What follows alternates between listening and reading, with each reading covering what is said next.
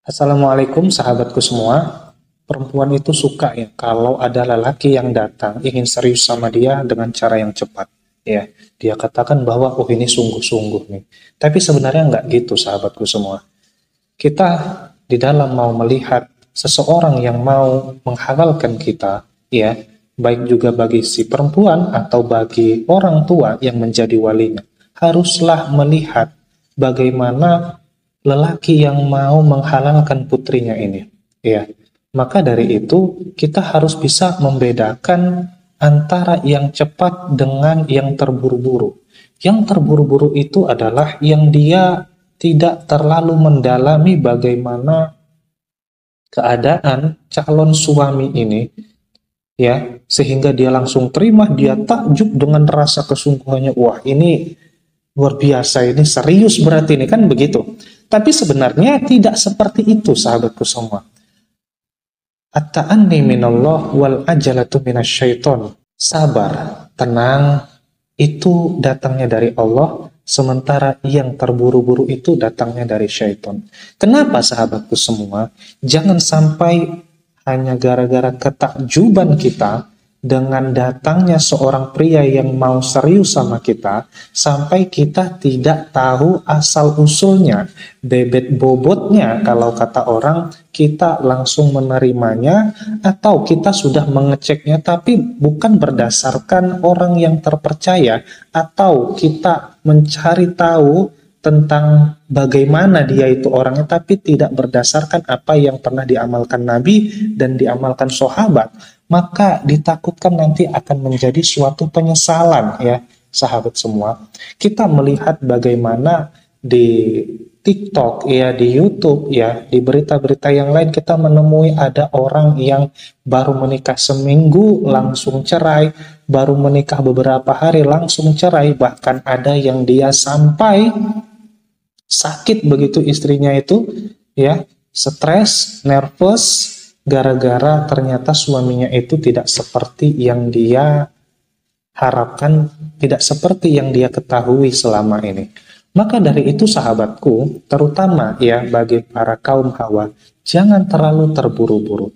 Memang lelaki yang serius itu bagus, tapi tidak selamanya keseriusan itu diukur dari cepatnya dia atau terburu-burunya dia mau menikahi kita. Ya, maka solusi yang diberikan di dalam Islam adalah al-ittisal al-mubashir, komunikasi secara langsung. Maka dari itu kita, sahabat semua, kita menemui ada yang namanya ta'aruf, ya, kita yang menemui ada istilah nazar, kita juga menemui istilah yang namanya khitbah. Kita dari situ bisa mengetahui bagaimana sih sebenarnya orang yang mau kita jadikan pasangan ini sekufu enggak sama kita, sesuai enggak sama kita, ya. Yang pernah diamalkan Nabi, sahabat semua, ketika Nabi kita Muhammad SAW mau menikahkan putrinya Sayyidah Fatimah, terlebih dahulu sebenarnya Nabi sudah mengetahui bagaimana Sayyidina Ali ini kepintarannya, bagaimana Sayyidina Ali ini keberaniannya, sebagaimana Ali ini tentang ilmunya. Maka Nabi kita pernah berkata, Ana madinatul ilmi wa aliyu babuha. Aku ini adalah perbendaharaan ilmu, sementara pintu gerbangnya itu adalah Sayyidina Ali, kata Nabi kita. Maka dari itu, sahabatku semua, ketika Nabi kita mau menikahkan Sayyidina Ali dengan Sayyidah Fatimah, Nabi kita sudah mengetahui bagaimana kuatnya Sayyidina Ali di dalam berperang dan memperjuangkan agama Allah Subhanahu wa Ta'ala. Di lain riwayat, sahabatku semua, Sayyidina Umar pernah didatangi oleh seorang lelaki yang dia itu minta diwalikan di dalam urusan pekerjaannya. Lalu Sayyidina Umar bilang, "I'tini bima ya'rifuka." Datangkan kepadaku orang yang mengenalmu. Lalu orang itu tadi balik, pergi dan kembali lagi kepada Sayyidina Umar dengan membawa sahabatnya. Lalu sahabatnya ini ditanyai sama Sayyidina Umar, ya, ditanyai mengenai bagaimana sih keadaan orang. Ditanyanya, hal ta'rifu madakhilahu wa makharijahu, apakah kamu mengetahui tentang bagaimana perbuatan lelaki ini tatkala dia di dalam atau di luar rumah, bagaimana pergaulannya? Jawab sahabatnya tadi, aku tidak mengetahui, kata dia. Loh, gimana nggak mengetahui? Lalu ditanya lagi oleh Sayyidina Ali, hal sahibtahu fis safar, apakah engkau pernah berjalan atau menemani dia di dalam suatu perjalanan? Dia menjawab, lah, tidak pernah juga. Lalu ditanya lagi oleh Sayyidina Ali, hal ta'rif lahu min akhlaqil karimah, apakah kamu mengenal tentang budi pekertinya yang baik? Mungkin ada yang pernah kamu lihat dari kebaikannya. Lalu sahabatnya ini pun menjawab, tidak tahu. Makin bingung nih Sayyidina Umar, ya. Lalu ditanya lagi oleh Sayyidina Umar, hal ta'lamu lahu amilan bid-darahim wad-dananir ta'rifu minhu min wara'ir rajul, apakah kamu melihat dia pernah bermuamalah dengan dirham dan dinar yang dari situ kamu bisa mengukur tentang waraknya lelaki ini? Dia juga menjawab tidak tahu. Maka pertanyaan terakhir dari Sayyidina Umar adalah, hal ta'rifu lahu fil masjid yusolli fil masjid, apakah kamu pernah melihat dia sholat di masjid? Lalu lelaki itu pun menjawab, tidak pernah, aku tidak tahu, wahai Sayyidina Umar. Dia tetap tidak tahu, maka Sayyidina Umar mengatakan, anta la ta'rifuhu, kamu sebenarnya tidak mengerti dan kamu sebenarnya tidak kenal dengan lelaki ini. Hikmah yang kita ambil, ibrah yang kita ambil dari kisah ini sahabat semua adalah bahwa kalau kita mau mengenal seorang calon yang mau menghalalkan kita, haruslah kita bertanya dengan orangnya langsung atau minimal dengan orang yang dekat dengan dia.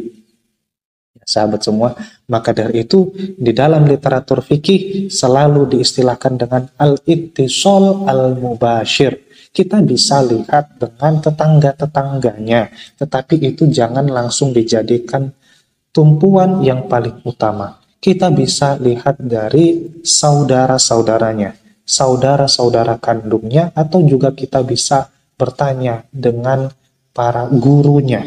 Ya, intinya sahabat semua, kita harus mengetahui siapa sih sebenarnya orang yang mau menikah dengan kita ini, minimal nanti tidak akan menjadi suatu penyesalan di kemudian hari.